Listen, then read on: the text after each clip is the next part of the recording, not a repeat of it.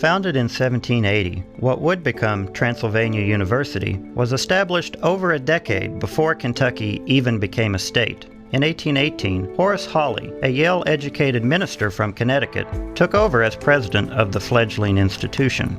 Holley attempted to transform the institution, but ran into a host of difficulties. Join us today for a discussion with a former research fellow who has written a book exploring Holley's life and the tumultuous time that he spent at Transylvania, as we explore the pages of Kentucky history with Kentucky Chronicles.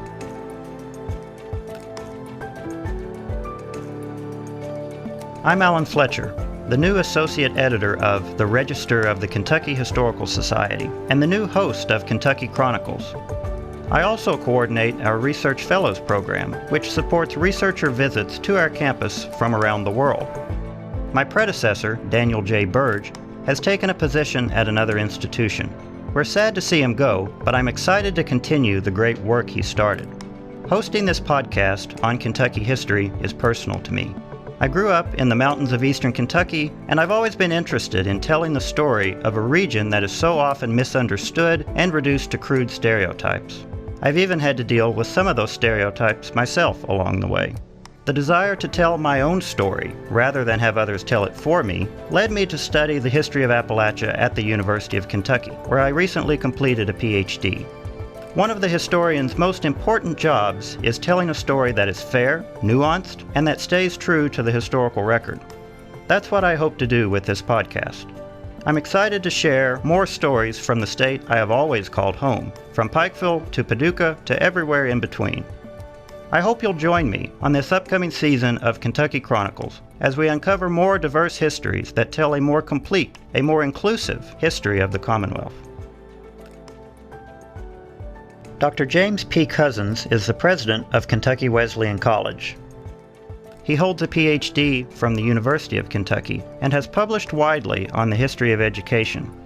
He co-authored Collaboration and the Future of Education, Preserving the Right to Think and Teach Historically. A former research fellow at the Kentucky Historical Society, Dr. Cozzens will talk to us today about his book, Horace Holley, Transylvania University, and the Making of Liberal Education in the Early American Republic, which he published with the University Press of Kentucky. Before leaving, Daniel recorded the first 3 episodes of Season 3. Here's his interview with Dr. Cozzens. So thank you so much for being here today. Hey, it's my pleasure. Thanks so much for having me. Before we begin, though, and before we dig into the book itself, can you explain a little bit more about how you came to this topic? Were you interested in education, early Kentucky, Horace Holley, Transylvania, or was it a little mix of all of those different things? It was a great question. It was a mixture of, all those things and more. I wanted to, I'd written a dissertation on Transylvania University. The proximity had something to do, but also I think there was a really interesting story to tell about the early decades of Transy's history and how important it was, to the formation of, I think America's progress west, to that kind of that progress from New England out to the west, sort of writ large. And there were a lot of great figures, and it was an interesting story to tell as a dissertation. But all my research during that process took me to Horace Holley, and Horace Holley is a person who shows up in virtually, well, not every, but most major narratives of that cover the early Republic or antebellum period. If they talk about education, they have to mention Transylvania University, and they have to talk about Horace Holley, who was a really big player for kind of a short period of time. I mean, really less than a decade he was at Transy. So that was always really interesting to me, who he was and the legacy that he left, especially in that early part of Kentucky's history, which is another thing that really drew me to the subject. Kentucky is just such an important player in the early Republic, and it represents everything that America wants to be or is. It's just kind of the rebirth, regeneration of American culture on the frontier. Everything is new, and the folks who move out to Kentucky and Lexington in particular are people that want to experience that rebirth. And Horace Holley falls right in line. So I thought focusing a little bit on him and his life and his story could tell the story for a lot of Easterners and folks internationally who have these kind of experiences and what their aspirations were. And biography is not something that came natural to me. I'd never written a biography before. I wasn't necessarily looking to write one, but it was a great project. So yeah, so a lot of different things coming together, and Horace became kind of the nexus of all these different ideas, and I thought it was a really cool project. So many people, it seems like, are drawn to Kentucky, and that's the one interesting thing I think I've seen as a thread throughout this podcast as we've talked to different people, whether that's, they're looking at the Civil War, post-Civil War, whatever sort of topic they're looking at. People are coming to Kentucky for certain reasons. What I found really interesting about your book, and the one thing I really enjoyed working through it, was the way in which Holley is sort of an outsider, but he also has a lot of optimism about what he's doing, and there's sort of a calling of why he's in Kentucky.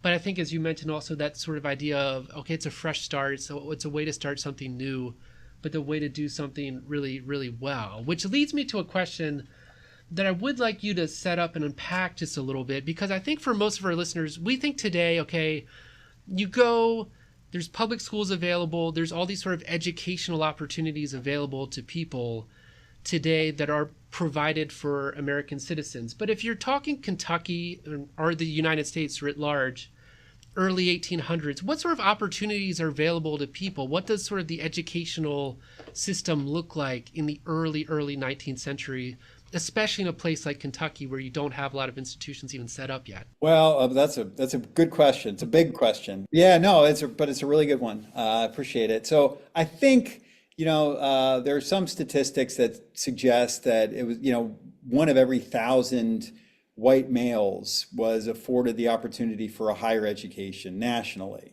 And, that seems about right to, for Kentucky. And, as late as the early 20th century, I think it was less than 2.5% of all,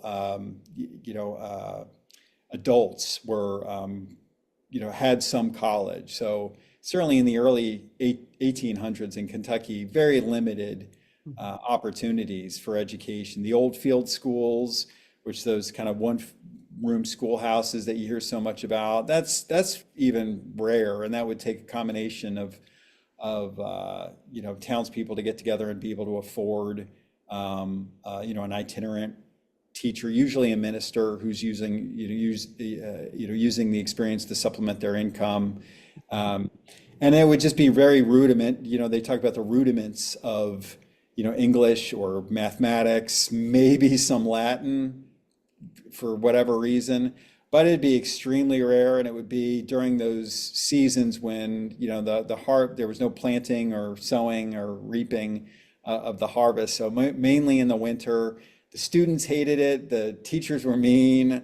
The products of those educations were really uncertain, and so it just really wasn't part of the fabric of culture or society, but for the people that had real societal aspirations. And so you see it more obviously in more urbanized areas, and urban, kind of with quotations. Lexington really never gets that big in the antebellum periods. It stays relatively small obviously by modern standards. Most people know each other in the town. When someone comes to town, it's interesting. Chances are you're going to be talked about, a stranger. And you look at the old editions of newspapers, and it's like, oh, a stranger walked into town last week, and yeah, and that goes for most urban areas in the country. But so when you think about education, you have to really think broadly about like the Bernard Bailyn, a great historian, Bernard Bailyn, talked about education as the kind of transmission of culture from one generation to the next. Mm-hmm. And what does that mean to handing down of traditions, of patterns of thought?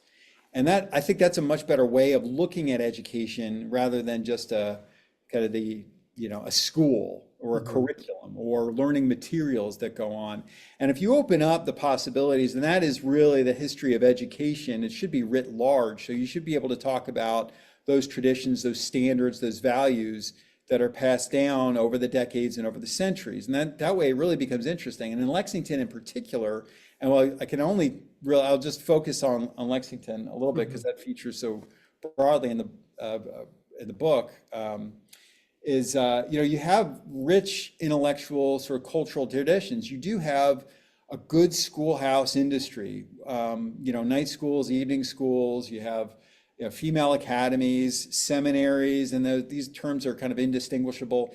The evening schools, the trade schools.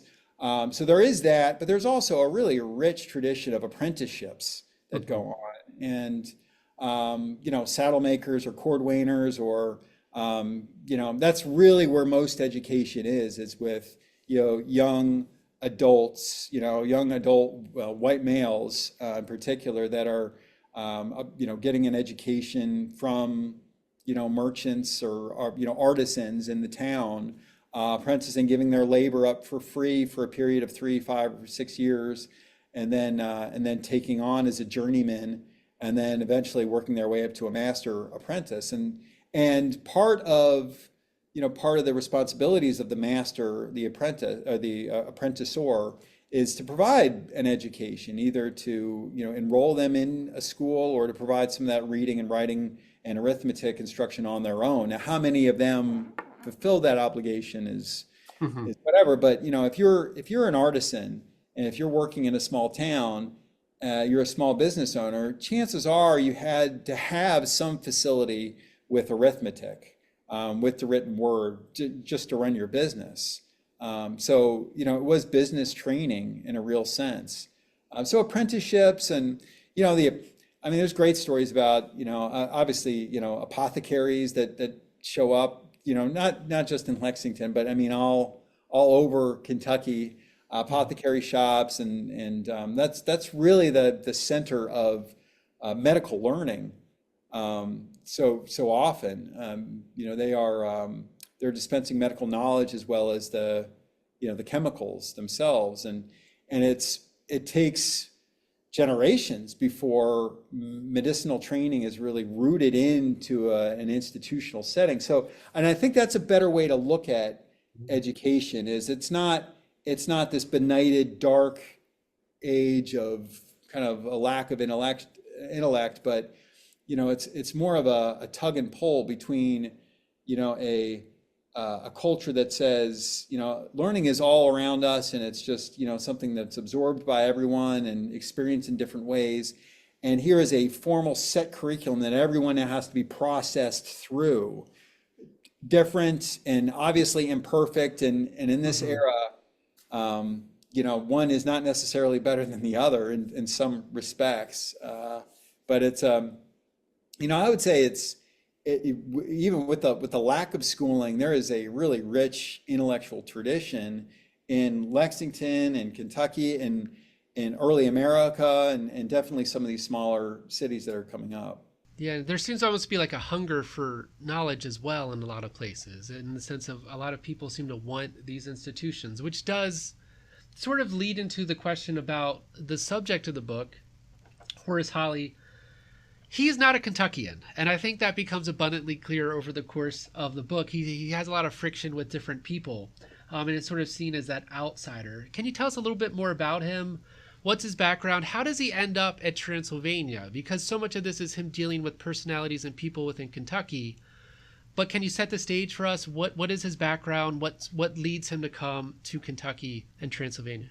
This is where I think the story is just interesting in general, is, who comes to Kentucky and why do they come to Kentucky? And, at the outset, I talked about that kind of the freshness of Kentucky and the newness, the renewal, the spirit, the energy that Kentucky sort of elicits. And, that moving out west is a major undertaking at the time, major uncertainty, just the travails of people who, say, listen, we're going to, resettle our entire community in some cases and come out west. And Lexington is no different. So you have to really be an enterprising, energetic spirit that would Yes. want this. And an Easterner, and especially in the Northeast, and especially a Bostonian, Yes. Holley is, it's kind of quintessentially, uh, a New Englander in so many ways, and he represents that kind of new moneyed class, and he's a Unitarian, which is relatively new to Yale and to Boston. He's a Unitarian minister, but it gets to a really intriguing question, which is why did Kentuckians want him Mhm. of anyone else? I mean, why not go with someone who's more locally known, or a political figure, or hey, how about an educator, somebody who was a professor, or knew what it was? But it says a lot about what the qualities what qualities they were looking for in kind of an educated elite. Mhm. And the college president really was supposed to be the most intelligent person in the town or in the state, bar none, hands down. They should be the intellect, the person that, and they should be in the embodiment of the intellectual enterprise. And so the trustees who extended Horace Holley an invitation really only knew him from reputation. And that was because he was an experienced orator, somebody who was known for church growth, in Boston, and he had that kind of new moneyed class that were drawn to Unitarian Universalists. And so he had, gained a reputation. There's some talk, James Prentice, who was an early, obviously political figure in early Kentucky history, and then a trustee at Transylvania University, maybe made the introductory foray. But Horace is offered the job 3 times and accepts it on the third. And this is such a bizarre. Never applied for the job. Didn't know Transylvania existed. Probably didn't know much about Lexington. And It'd be nice to get a job like that, I have to Be say. awesome. Be Yeah, I like, love hey, that. hey, we heard about you here. Would you really want this job? Be college president. Well, and more than that, the way that they receive him too. So he takes it seriously, and so okay. But to answer your question, I mean, he's the quintessential New Englander. He likes that opportunity. The field was really small for him. As big of a personality and as much of a following that he had in Lexington, he was so ambitious, and that is such a really cool part of early American history, that the Jeffersonian era is about that, that just extraordinary level of ambition that Mhm. Americans had and set out. And the transportation revolution, the mass media production, free press. I mean, this is all just kind of feeds this great manifest destiny. Obviously, decades later, just feeds this overweening sense of ambition. And Horace is so perfectly fits that bill. He had seen most. He went to Yale. He went to Williams for a couple years. Well, it was a really small school. He was part of their second or third class, or I think, and then transferred to Yale because he had bigger ambitions. And there, his classmates with some pretty prestigious folks like John C. Calhoun, right, Mhm. and some other people. When this generation, did so much, and so as his classmates, his peers are going on to great things. I mean, this is something he refers to over his life, so I can say this with some confidence. He wants to be part of their class and do as much as they have. So, Mhm. so he's really intrigued by the idea of being a college president. And of course, he looks at the president that he studied under, Timothy Dwight at Yale, huge name at the time. He had written so much, and former presidents, how important they were, I think, not just intellectually, but also politically. And so it feeds that ambition that he has. And so he accepts, the offer of at least a visit. And there's a chapter of the book, and I have a kind of map that charts his course, just to show, because I thought it was interesting to talk about his, the struggles just get out west. And he's like, listen, this is going to take me months. So I'm going to hit every college that I can on the Mhm. way to figure out what colleges are. He knew Yale, he knew Williams, he was on the board of overseers at Harvard, but he didn't know what really the eclat, and he Mhm. uses that term, the eclat of education was. And so So he takes this circuitous route, but he makes sure to go to Washington because he wants to catch up with some of his old chums from his Yale days.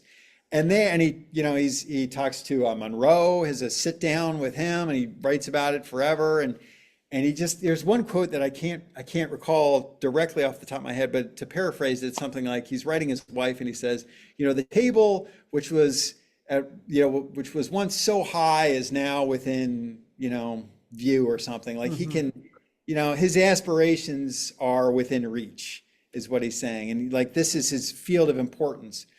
He meets Jefferson on his way west, and with him he brings a letter of introduction from John Adams. So he is meeting really important folks who all vested in his success out west for different reasons. John Adams thinks that everyone west of the Alleghenies are kind of knuckle dragging savages, and Thomas Jefferson believes that Kentucky has more of the flavor of the old cask, he would say to Peter Carr, another correspondent years later, than anywhere else. So, like they both want him out there for that kind of missionary impulse, but he takes the route, goes through Philadelphia, Washington, so on and so forth. And then he's greeted in Lexington. I mean, they roll out whatever red carpet they had, they roll out for him, and adoring throngs, he writes about, and he's sending it back. Some of that might be exaggerated, but they certainly gave him the royal treatment. He was the first president of his kind, a true outsider. He was not, this is the age, he was never in his adulthood, he was not a Federalist. He kind of learned not, maybe when he was in college, he had kind of Federalist leanings, but when he comes out west, he's really, he plays to the crowd and he loves it. And so it's a done deal for him. And that honeymoon period extends over, 2 or 3 years. He suppresses that Unitarianism to go along with not just the Presbyterians, but also the Baptists and, kind of a growing Methodist population too. But it really is an exciting time in an exciting period in American history, 1818, 1819, maybe the panic, and the Missouri. But I mean, there's enough there that America's heading into the 1820s, which is this real period of Jubilee, and Horace, really fits the mold of just kind of the really exciting time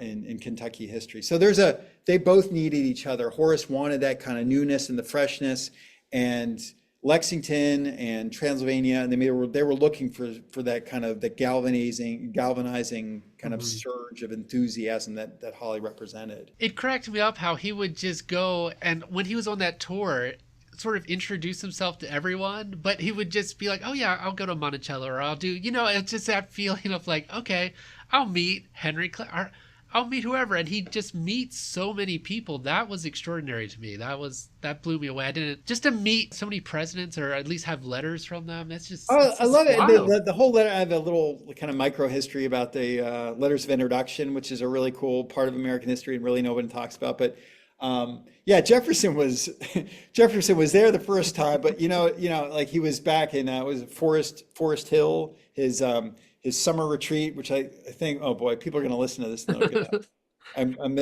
I think it's 40 miles south of Monticello. His retreat which Monticello's still out there. I mean, that's still a that's still a distance. Main road, and but so he would retreat every once in a while because Horace wasn't alone. I mean, a lot of people would kind of make their way out, and being president of the United States, I mean, it was kind of an open door back then too, so yeah. Which that still remains wild to me that people would show up to the White House and be like, hey.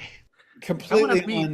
That's so foreign to us. Yeah, that concept of accessibility. It also makes sense when you read through their letters sometimes. You're like, all I did all day was see all these strange people who came calling to office. And you're like, that would be kind of terrible just to have to sit at your office all day and exhausting. Exhausting. But they all had really, John Quincy Adams is another one. I mean, they just, their routines were amazing. Get up at 6, your Bible study, do your reading, your writing, and then maybe some exercise, and then the rest of the day, pretty much you're meeting with folks, which is, very Republican in this sense. Yeah. So we got to this just a little bit in that last question. Can you talk a little bit about his reception once he's in Kentucky? Because one of the things that I picked up and that I think you make very clear throughout the book, there's a lot of theological differences. So a lot of people who sort of come at him from different angles. But there's also just that sense that he's a New Englander. I got a chuckle when he was called out. And I wrote down this quote just because it did make me smile. Someone from Nelson County called out Horace by name, referring to him as a spiritual peddler who, like all New England clergy, dealt out diabolical and unscriptural doctrines, which just made me laugh. But what is kind of that reception to him? Because like you said, he's an oversized personality. He shows up, he becomes college president. He's also very much a New Englander. He went to Yale, that sort of thing. So what is sort of that reception? You get the sense that he's definitely living in a fishbowl, for the time, because he should be, and he's played up to be a real cultural attraction. And he's a point of reference, I think, for most people who come to town. There's a chapter I begin with a fellow by the name of John James. He comes to Lexington from Cincinnati. He's a young guy. But he goes to Lexington. He's totally unimpressed with everything, including Horace Holley, who he'd heard so much about before he ever, came to Lexington. But so I think they're all looking for, to kind of feel him out. And obviously, Mary Austin Holley, his wife, really didn't know. And she kind of kept to herself. She was more reserved. But and where, he was a guy who could not escape criticism. And it was a time and a period where, very few public people could avoid any sort of, criticism or obviously scrutiny. Presbyterians, and there was just hundreds of kind of back and forth theological debates that, really tough to grasp. Not because they're deeply rooted with theology, but because they're really just trying to show how smart they are. And that's a kind of a public forum, front page news. And so when Horace does things that, like he'll show up to the horse races in Lexington, right? Or if he, as tells a body joke at like a body, it's off color joke. At a party or something. I mean, it becomes news. Right. And I think some of that wore on him. If you read through his correspondence, some of it wore on him, but he got over it pretty quickly, enough to where he was suppressing that kind of his impulse, because Unitarians in the era are so fascinating, and it's it's a real. They had a sense that if you could just get over the Trinity, just get over that, everyone will just get along. Christ maybe not a divinity, just let's get over that, and we'll all be better off for it. So the real this sense that he could solve all of society's problems, and he had the answer to it. So early on, he kept that his impulse to get out and preach. He kept that tamped down. But he felt more and more comfortable in his environment, and he had, he really had the ear of Henry Clay early on, and got to know him more and more, and then started to preach a little bit, and people figured out, that their suspicions about him and Unitarianism were correct, and maybe he was, however that played yeah, I think it was never a perfect fit, because, I don't think it could have been. It was just a really tough era to succeed as an intellectual. And that, because he sandwiched right at the end of the kind of Jeffersonian revolution and the era of good feelings, and right before kind of Jacksonianism picks up, and, and all state funding and all the kind of impulse to improve education or higher education really falls. The Whigs just kind of leave him cold. They don't really do anything for higher education. But he's kind of, his story is so important, because the fact that he succeeds is what's so remarkable, because he really never has complete support of anybody. He's floating between parties. He's floating between benefactors, a real fickle public, denominational leaders that really just don't they don't like him because he's not Presbyterian. Mhm. But the fact that he does so much for the medical college, the law school, he builds up enrollment.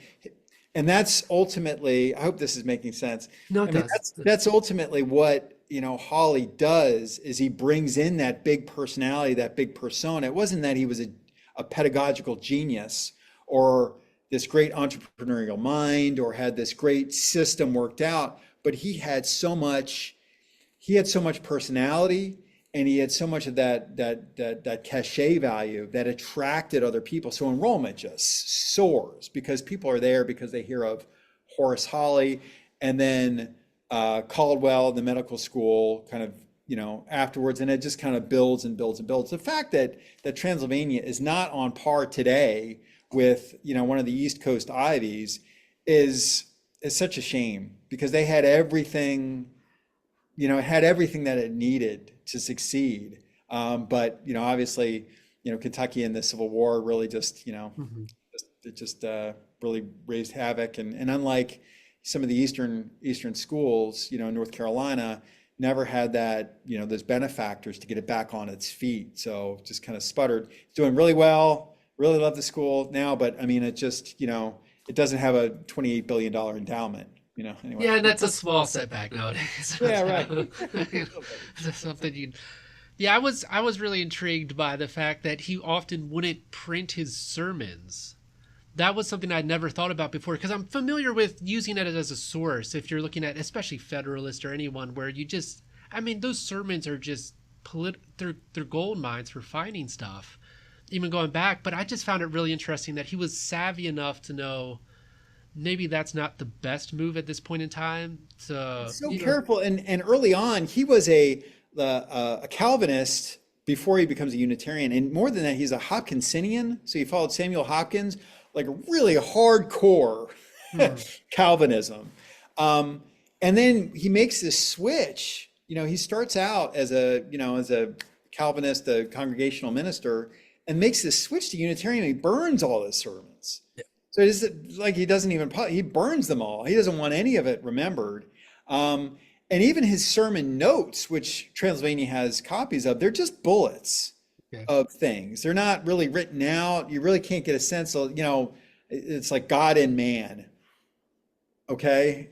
Or a scriptural verse or something that jogs his memory, and he'll just go on a kind of on a tear for whatever. But he's not, you know, Yeah. he's very careful. And in his letters back and forth to Mary Austin, he says, I mean, at the day, people are really worried about their letters being hijacked and, just, oh boy, I hope this doesn't come out about some obscure Right. person, that I met in Bardstown last week. But if they were find out, my reputation is ruined. I mean, he's very careful reputationally about what he allows out. And for the most part, I mean, for, good 6-7 years, it works. I mean, Mhm. things go well for him. Which that really nicely segues into a question about the research process for this. So you mentioned that he had some letters and different things. You were a research fellow at KHS. I always like to ask former fellows sort of what was that research process like? Was it easier than you expected? Did you find a ton of stuff? Were there obstacles? Can you just tell us a little bit about that? Like, did the process change as you went along? Did you find more than you expected? Was there less? Sort of what was that process like just as a researcher? And I always tell people, the process has to be as rewarding as the product Hmm. for historians. I mean, you really can't be more rewarding, otherwise you'll never get the project finished. Right. You have to have time limits, but it has to be as interesting. And historians are all the same in a sense. We're all collectors of things. It could be, if you as a kid, baseball cards or coins or stamps or whatever, or just experiences, whatever. But you like to collect and codify and classify things, and that was one of the coolest parts about engaging with Holley, at least early on, when I was like, well, is he, is there enough here? Does he tell an interesting story? He numbers all his letters, all his correspondence. So then it became a game. Well, I have letters 1, 6, and 62, and then I found, can I find everything else in between? He wrote hundreds and hundreds and hundreds of letters to, obviously to his wife, to his brothers, to his father, to his peers, colleagues, whatever. He just every day he would write I'd say a dozen letters a day, and with beautiful round hand. Which, so if you worked in the period, you know how difficult it is to find really good. Sometimes you get cross-hatching where people will write one way and then flip the paper and write the other because paper's so precious. Not Horace Holley. I mean, he just, he'll send you sheets and leave a lot of blank spaces. Because I think he had that sense that this would all be, he must have had the sense that it'd be archived or used or something. Because there is a lot there. It was tricky to find. Transy has a lot of it. In Salt Lake City, there's a great collection from the I think the Mormon collection, and Okay. Brigham Young had a ton.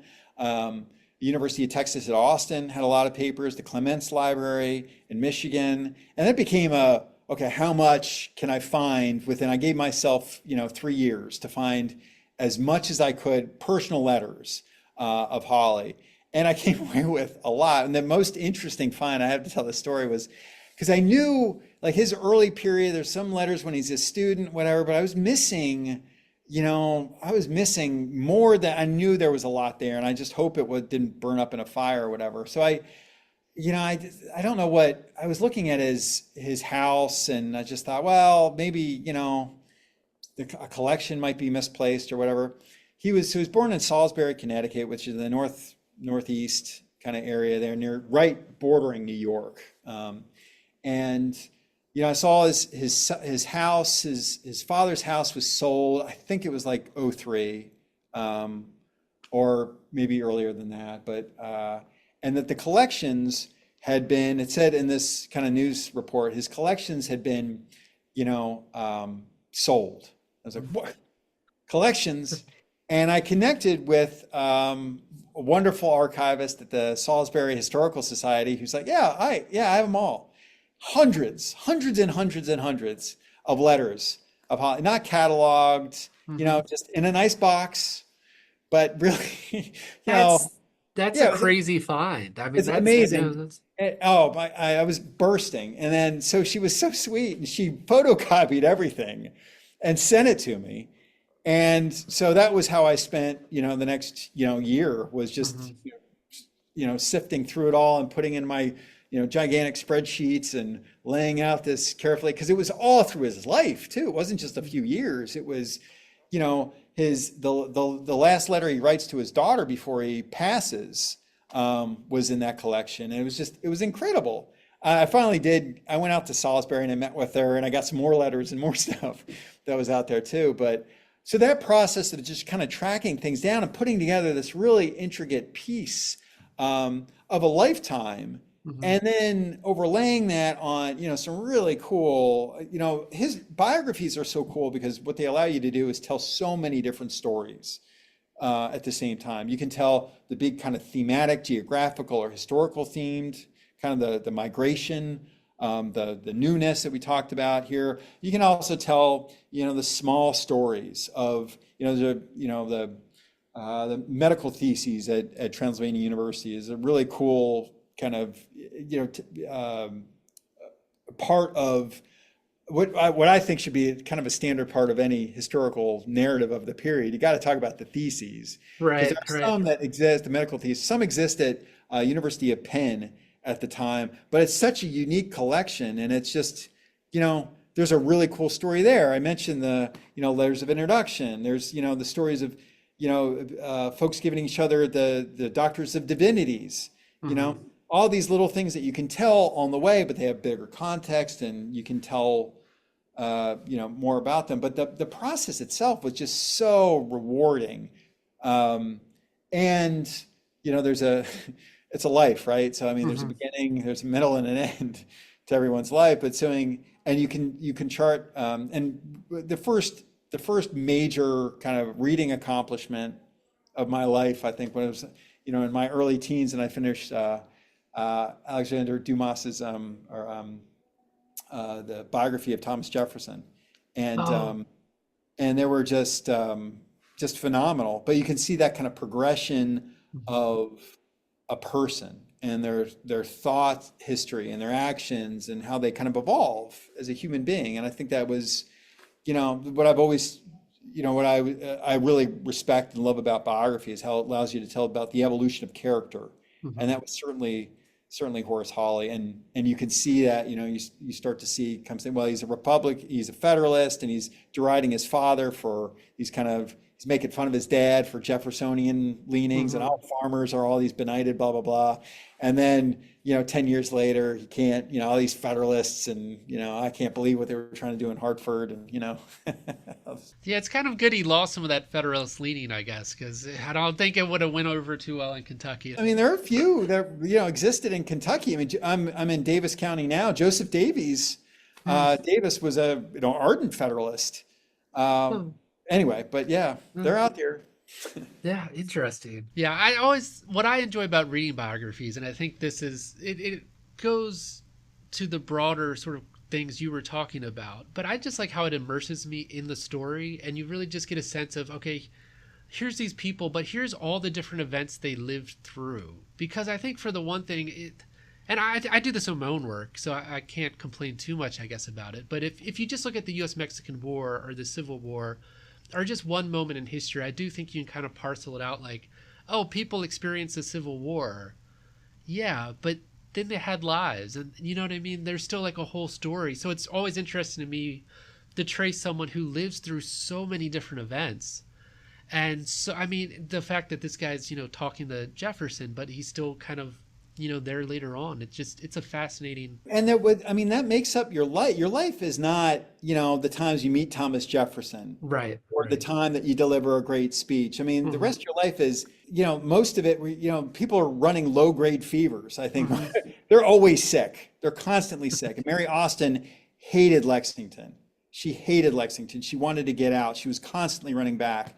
And Horace's youngest sister, the parents, he had her out, and his parents are in their 60s and 70s, and they need her back, right? Because she's the quote unquote spinster sister. And she's the one who's going to see them into their dotage. She's going to be the caregiver.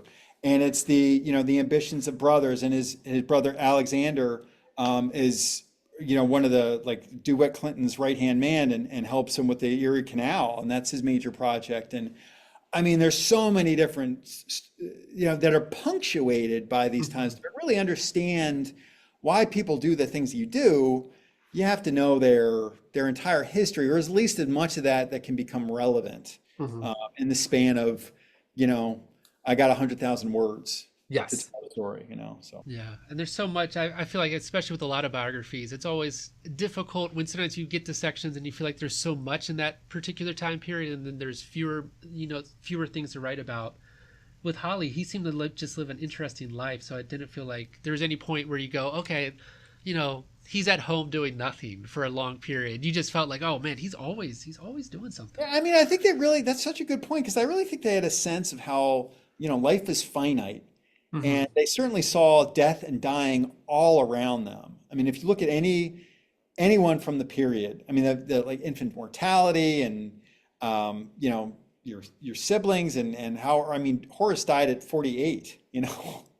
I mean, that's super young.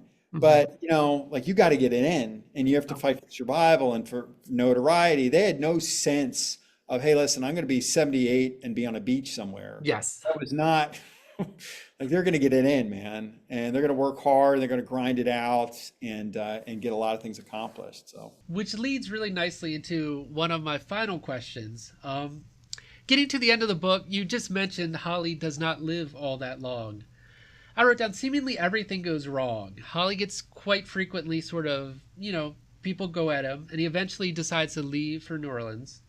Why, in your opinion, should we remember Holley's time at Transylvania, given that it only really lasted from 1818, 1827, roughly? His early history is kind of uncertain, and the time after he leaves Transylvania is, I would say, a failure. I mean, you can read the Henry Clay letters, and I would recommend that. The Henry Clay letters, by the way, just good reading, just fun to read. I mean, just pull volumes and just read his correspondence back and forth. But what Horace's last kind of great idea was to have this traveling academy through Europe. And that was going to be, and it makes sense, right? Right. I'm going to lead a body of really, wealthy young kids, the planter elite from New Orleans, from Natchez and the children of the great planters, slave-owning planters. I'm going to take them to Europe with me, and we're going to visit every royal court, House of Parliament, and art museum along the way. It's going to be a wonderful time, and to be him, oh yeah, that's awesome. And he had a couple people bought into it in New Orleans, at least, hypothetically.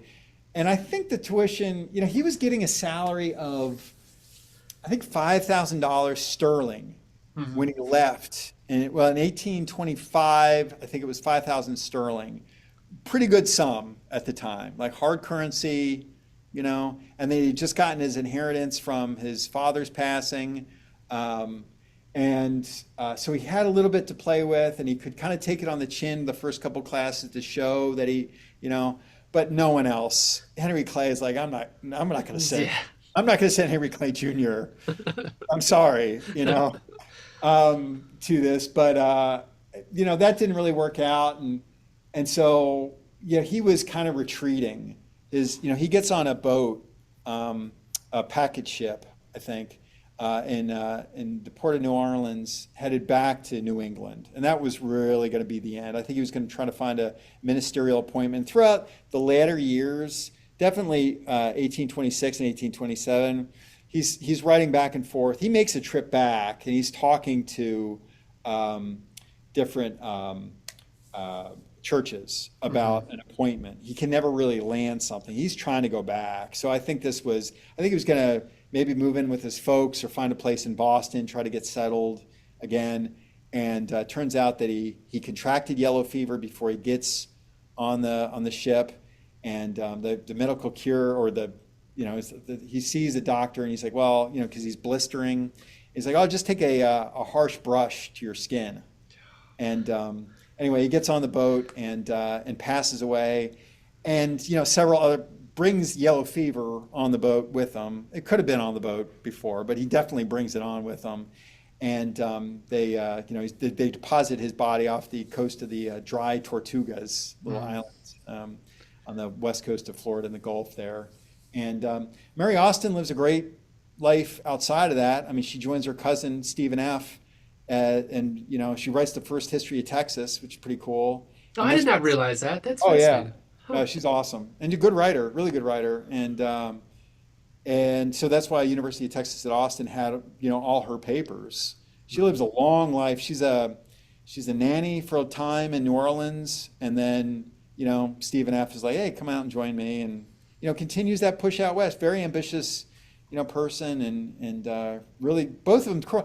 And of course, somebody, I can't remember the author's name, I'm so sorry, but there's a biography of her, Mary Austin Holley, which is more of I wouldn't call it a novella, but it's not a historical. There's some history in there, but she, I guess you would say that she took a lot of liberties with kind of time and place, and maybe some fictional dialogues and stuff, but it was, she's a great, compelling historical figure in her own right, obviously. Does Stephen Austin go to Transy? Yeah, for a time. Okay. Yeah. But Amos Kendall was a tutor. That's hilarious. Yeah, but so many others kind of passed through just for a year or two, and then they'd go to West Point or to one of the more established Eastern schools. But it became, I think, after Holley, it was a really great college for so many years, but it became a good kind of advanced, because they had the kind of a preparatory school that was attached to the college for so many years, and that's where a lot of people would send their kids for a time, and before they take on more advanced courses at an Eastern school. And obviously Jefferson looks at this, as, I wouldn't say necessarily a model, but as definitely as competition for University of Virginia, I think early on, what they're doing in the West is certainly something we should keep an eye on. He refers to it a number of times. So to sort of bring this all to a close, I know we talked a little about he dies, he leaves. It's not really an uplifting ending in that sense, but I didn't want to end the podcast sort of on that note. For readers of the book, or for those who are listening today, what do you kind of hope that they will take from this story? I know you've touched on some of the optimism of the era and that sort of thing, but what do you sort of hope that they take out of the story of Horace Holley and his time at Transylvania and the educational opportunities available to Kentuckians? I mean, as far as that's another great question. I mean, I think as far as a big lesson, if I can answer it that way, Yes.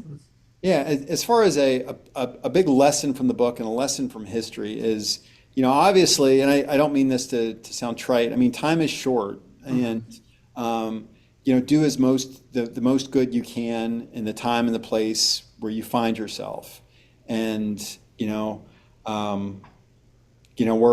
God has a purpose for everyone. We all find ourselves in a time and a place, and work hard and do what you can to improve the lives of those around you. And ultimately what his life was, he was ambitious and he wanted a lot. But he more than anything, he wanted to advance the lives of those around him, and definitely the West. And he saw the promise of the West, and all the great reformers of Cincinnati or Louisville or St. Louis, New Orleans, they all saw their towns as being great sort of gateways or emporiums of the West, reborn and be kind of not a way station, a destination, but also a gateway. So people would come there, they'd be educated, be enculturated in whatever the town's kind of ethos was, and then they'd go out and they'd spread it to be a kind of that geometrical expansion of their whatever qualities that they had. And he took that role on seriously, and he devoted his life to it, and I think with really good effect. I mean, that's just that brief period, of his life was so consequential to the city, to the state, and I'd argue to the country. I mean, there's so many people who come through Lexington at the time, and Lexington does a lot, and Transylvania really helps the region, the West grow up at a period of in its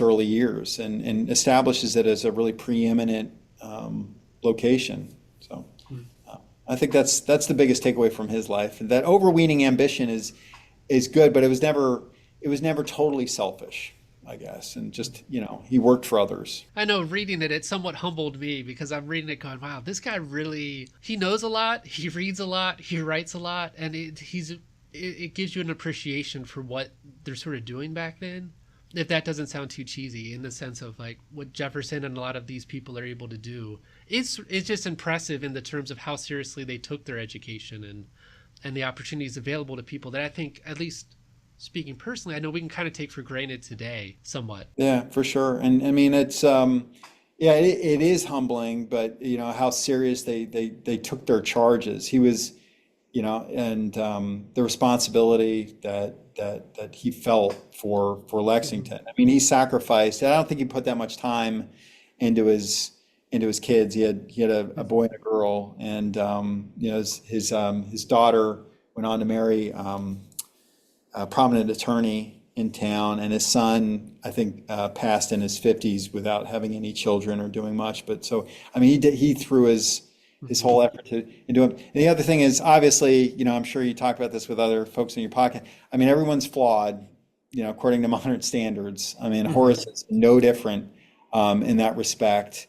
And there's certainly enough in the book to give context to that. But judged by the standards of his day, he really was a trend center, and he was progressive in so many ways, and just really trying to establish the city and the state. And he loved Lexington. He did. And he loved Kentucky, and he loved Kentuckians, and he loved the promise of what it represented and the folks that he was able to bring in. He didn't care for Constantine Rafinesque at all. So if you know anything about Constantine Rafinesque, you should, you could probably, find just I think there's the chapter that I talk about. Rafinesque did not get what this guy was after. And Rafinesque, another guy who shows up in virtually every narrative of the antebellum period, the late Republic, whatever, did not understand it. The guy would be gone for 2-3 weeks at a time. His office was piled with, horticultural samples and bugs and stuff. And at a certain point, he just kicks him out. And he's like, "You're gone." But he brings in, other people from overseas, and, anyway. Great believer in the West, great believer in America, and that's, I think, why he should be remembered. Yeah, it actually reminded me, we had a guest on who wrote about Edward Jarvis, who tries to start the Kentucky Historical Society in 1836. Jarvis is also a New Englander, and so he comes down, and he becomes sort of disgruntled relatively quickly with Kentucky, and he ends up going back to New England and taking a lot of his stuff to the Massachusetts Historical Society. So sort of the first iteration of the Kentucky Historical Society goes away somehow. But as I was reading about Horace Holley, I'm like, okay, Holley sticks it out much, much longer, and I feel like is a bit more committed to Kentucky than... It gets hot out here. I mean, if you're a New Englander, like, this is different. It's a different heat out here. And I always joke with people, like, I know from my own experience, anytime you're moving from one state to another, it's always difficult. Even if you enjoy it, even if you get along with people, even if you really love it, it's still a different experience when, as I was reading about Holley, it's like, oh, he's, writing to his family back home or writing to people. You kind of do understand that. Like, okay. And man, it takes 3 months to get home, Yeah. I mean, it's dedication. Yeah, you got to want it. I guess if you wanted to get away, it would also be advantageous because or just kind of disappear. Yeah, right. Well, thank you so much. I guess we better draw this to a close, but thank you so much for talking with us today. For sure. I appreciate your time and great to talk to you. Thanks so much for giving the book a read. Appreciate it. Thanks, Daniel, for that interview with Dr. Cousins. For nearly a decade, Holley struggled to adjust to life in Kentucky. Like Edward Jarvis, who we talked about in episode 5 of our first season, Holley ultimately left Kentucky and hoped to improve his fortunes in a different place. As Dr. Cousins explained, Holley's term as president left an indelible imprint on Transylvania, as he helped to draw national attention to the institution. While his time in office was not long, Holley's career at Transylvania illustrates the challenges that educators faced in the early republic, especially as they moved into regions that lacked well-established institutions of higher education. Today, Transylvania still prides itself as the oldest university west of the Allegheny Mountains. This brings the first episode of Season 3 to a close. Our show is recorded and edited by Gregory Hardison. Thanks to Dr. Stephanie Lang for your support and guidance.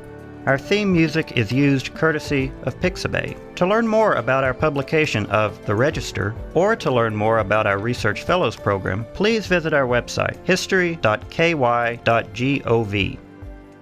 If you have enjoyed our podcast, please subscribe. It really helps us know how we are doing. You can also help us build a following by telling your friends to subscribe.